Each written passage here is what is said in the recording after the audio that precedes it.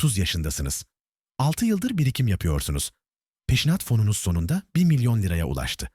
Bir ev buldunuz, 3 oda, makul bir semt fakat fiyatı 5 milyon lira. Emlakçınız üstünüze geliyor. Faizler düşüyor, beklerseniz pişman olursunuz. Aileniz sürekli soruyor.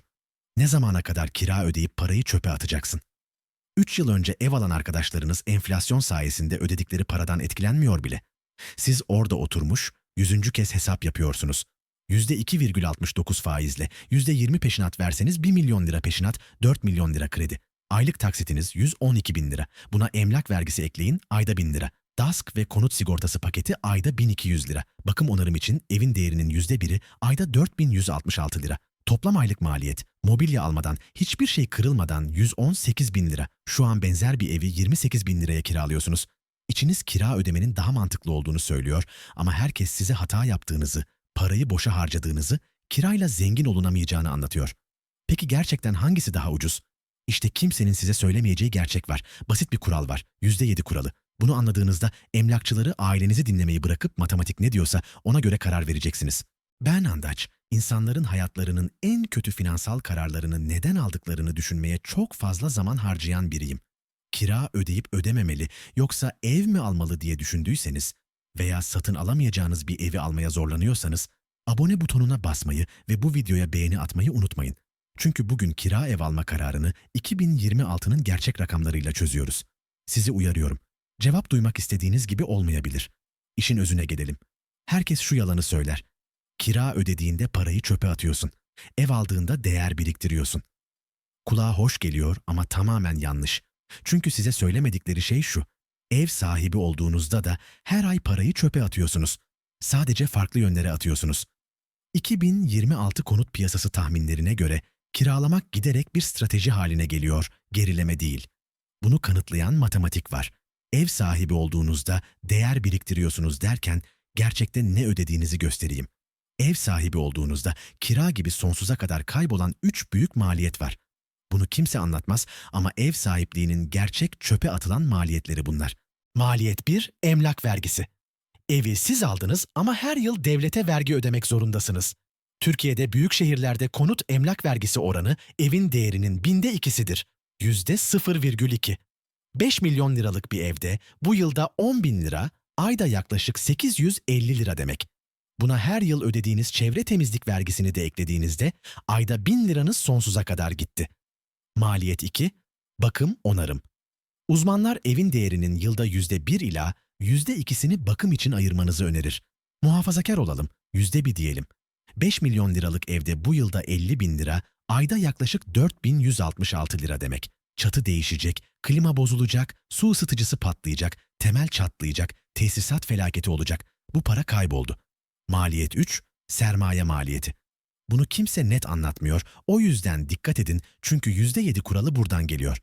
Paranızın fırsat maliyeti denen bir şeyi var. 1 milyon lirayı peşinat olarak koyduğunuzda o 1 milyon lirayı büyüyebileceği borsaya yatırmıyorsunuz. Tarihsel olarak BIST 100 ortalama %15 ile 20 getiri sağlamıştır, enflasyon üstü reel getiri yaklaşık %5 ile 7. Bu arada evler geleneksel olarak yılda %3 ile 5 değer kazanır. Fark yaklaşık %5. Bu sizin peşinatınızın fırsat maliyeti. Artı finanse ettiğiniz geri kalan %80'lik kısım için 2026'da %2,69 ile %2,99 civarındaki oranlarda kredi faizi ödüyorsunuz. Hadi 5 milyon liralık bir evde hesaplayayım. %20 peşinat 1 milyon lira, finanse edilen tutar 4 milyon lira, peşinatın fırsat maliyeti %5 yılda 50 bin lira, kredi faizi %2,69 üzerinden 4 milyon liraya ilk yılda yaklaşık 107 bin lira, toplam yılda yaklaşık 157 bin lira. Şimdi toplayalım. Emlak vergisi artı bakım artı fırsat maliyeti. Ve faiz eşittir evin değerinin yılda yaklaşık %4,5'i. Ama bunu basitleştirelim. Uzun vadede ortalama %7 kuralını kullanalım çünkü faizler dalgalanıyor. Ev sahipliğinin size gerçekte ne kadara mal olduğunu öğrenmek için şunu yapın. Evin fiyatını alın, %7 ile çarpın, 12'ye bölün. 5 milyon lira çarpı %7 eşittir 350 bin lira yılda. Bölü 12 eşittir ayda 29.167 lira. Ev sahibi olarak her ay çöpe attığınız para bu kadar. Bir daha asla göremeyeceğiniz para. Tıpkı kira gibi. Yani benzer bir evi ayda 29 bin liradan daha ucuza kiralayabiliyorsanız kiralamak finansal olarak üstündür. Nokta. Yaşadığınız şehirdeki bir evin fiyatını alın, 0,07 ile çarpın, 12'ye bölün. Bu sizin başa baş kiranız. Bulunduğunuz yerde kiralamak daha mı ucuz? Yorumlarda rakamlarınızı yazın. Şimdi 2026'da neler olduğundan bahsedelim çünkü rakamlar acımasız. Konut kredisi faizlerinin 2026 yıl ortalaması %2,5 ile 3 arasında olacak. Merkez Bankası'nın faiz indirimleri devam ediyor. Bu pandemi dönemindeki %0,9'lara göre hala yüksek ama 2023 ile 2024'ün %3,5 ile %4'lük oranlarından daha iyi. Ev fiyatları ne alemde? Türkiye genelinde konut fiyatları 2025 Aralık'ta nominal olarak %29 arttı ama reel olarak %-1,4 düştü. Evler pahalanıyor ama enflasyona yetişemiyor. İstanbul'da ortalama 100 metrekare evin fiyatı 7,4 milyon lira, Türkiye genelinde 4,5 milyon lira civarında. Konut satın alınabilirliği çoğu insan için, özellikle gençler için berbat durumda. Ama kiralarda ilginç bir şey var. Eylül 2025 itibarıyla kiralar 26 aydır yıldan yıla düşüş gösteriyordu. Kira uygunluğu aslında iyileşirken ev satın alma uygunluğu korkunç seviyede kalıyor. Ülke genelinde kiraların 2026 sonuna kadar yaklaşık %2 ile %3 artması bekleniyor. Kabaca enflasyon hızında. Bu yönetilebilir. Bakın, ev almanın her zaman kötü olduğunu söylemiyorum. Şu an çoğu piyasada, çoğu insan için kötü olduğunu söylüyorum. Ev almak mantıklı olur. Eğer minimum 10 yıl artı kalıyorsanız, %7 kuralı lehinize çalışıyorsa, devasa bir peşinatınız varsa %30 ile %40 artı, faizler %1,5'in altına düşerse. Ama işte sorun. Yıllık %10 ortalama yatırım getirisi varsayımıyla birçok güncel piyasa senaryosunda kiralamak 10 yıl boyunca yaklaşık 1.200.000 lira daha fazla kazanç sağlıyor. Tekrar edeyim. 10 yıl boyunca farkı yatıran kiracılar kendilerini eşdeğer mülklerdeki ev sahiplerinden 1,2 milyon lira daha zengin bulabiliyorlar. Şimdi bunu okuyan ev sahipleri savunmaya geçti. Ama değer birikimi, ama zorunlu tasarruf, ama vergi indirimleri. Hadi bunları tek tek ele alalım. Ama değer biriktiriyorum. Aynı zamanda faiz de ödüyorsunuz. 120 aylık kredinin ilk yıllarında ödemenizin çoğu faiz.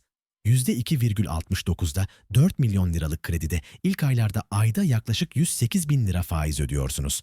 Başlangıçta ayda belki 4 ile 5 bin lira değer biriktiriyorsunuz. Bu arada farkı yatıran kiracı erişebileceği, evi satmadan kullanabileceği gerçek likit zenginlik biriktiriyor. Ama zorunlu tasarruftur. Başka ne zorunlu tasarruf biliyor musunuz? Otomatik yatırım katkıları. Hesaptan aracı kuruma otomatik transfer ayarlayın. Bam! Zorunlu tasarruf, likit olmama riski olmadan. Ama vergi indirimleri.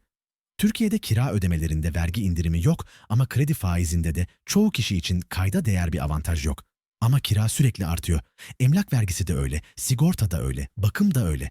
Krediniz sabit ama toplam konut maliyetiniz kesinlikle sabit değil. 2026'da kiralar reel olarak hatta düşüyor. Ev sahipliğine adil olalım. Sahip olmanın faydaları, öngörülebilir konut maliyetleri, sabit kredi. Alanınız üzerinde tam kontrol, ev sahibi sizi dışarı atamaz. Enflasyon lehinize çalışır uzun vadede. Ama kimsenin bahsetmediği maddi olmayan maliyetler de var.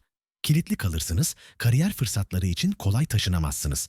Her felaketin sorumlusu sizsiniz, gece saat 2'de patlayan boru size kalıyor. Likit değilsiniz, zenginliğiniz duvarlara hapsedilmiş. Türk kiracıların %52'si ev sahipliğinin tüm masraf ve çabasına kiralamayı tercih ediyor ve %36'sı sonsuza kadar kiralamayı planlıyor. Bu başarısızlık değil, matematiği yapan ve özgürlüğü seçen insanlar. 2026'da düşük %2,5 ile 3 aralığında kalan kredi faizleri ve mevcut ev fiyatlarına dayanarak kiralamak şu anda çoğu büyük Türk şehrinde finansal olarak üstün. Matematik açık, 2026'da mükemmel bir fırsat yakalamadığınız veya faizler önemli ölçüde düşmedikçe kiralamak ve farkı yatırmak sizi 10 yıl sonra ev almaktan daha zengin bırakacak. Ama şunu anlamanız gerek, bu kalıcı değil. Piyasalar değişir, faizler dalgalanır. %7 kuralı farklı yıllarda farklı cevaplar verecektir. İşte sizin almanız gereken çıkarım. Kira ödemek parayı çöpe atmak değildir. Ev almak otomatik olarak değer biriktirmek değildir. Her iki seçenek de her ay parayı çöpe atmayı içerir. Tek soru hangisi daha azını çöpe atıyor? %7 kuralı size cevabı yaklaşık 30 saniyede verir. Ev fiyatı çarpı 0,07 bölü 12 eşittir aylık başa baş kira. Eğer bu video sizi herkesin kirayla parayı çöpe atıyorsun dediği için 5 milyonluk bir hata yapmaktan kurtardıysa ev almaya zorlanan biriyle paylaşın. Piyasanız için başa baş kira hesaplamanızı yorumlarda yazın. Ve unutmayın, size kira ödemenin parayı çöpe atmak olduğunu söyleyen kişi muhtemelen sizin aldığınızda para kazanıyor. Şimdi gidin ve o rakamları hesaplayın. Banka hesabınız size teşekkür edecek. İzlediğiniz için teşekkürler. Bir sonraki videoda görüşürüz.